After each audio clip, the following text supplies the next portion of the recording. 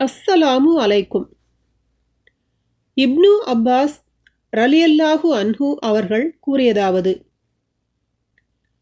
நான் உறுதி கூறுகிறேன், அல்லாஹுவின் தூதர் ஸல்லல்லாஹு அலைஹி வஸல்லம் அவர்கள் பெருநாளன்று குத்பா உரைக்கு முன்னால் தொழுதார்கள்.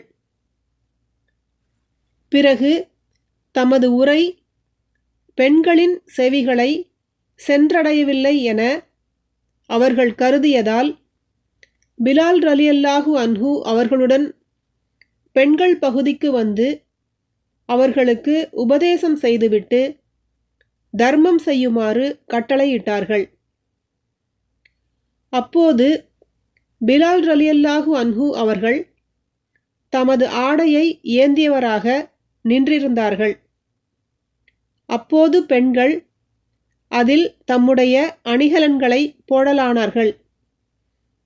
இந்த ஹதீஸின் அறிவிப்பாளர்களில் ஒருவரான அய்யூப் பின் அபி தமீமா ரஹிமஹுல்லாஹ் அவர்கள் இதை அறிவித்தபோது தமது காதையும் கழுத்தையும் சுட்டிக்காட்டினார்கள். சஹீஹ் புகாரி 1449, அத்தியாயம் 24, ஜக்காத்தின் சட்டங்கள்.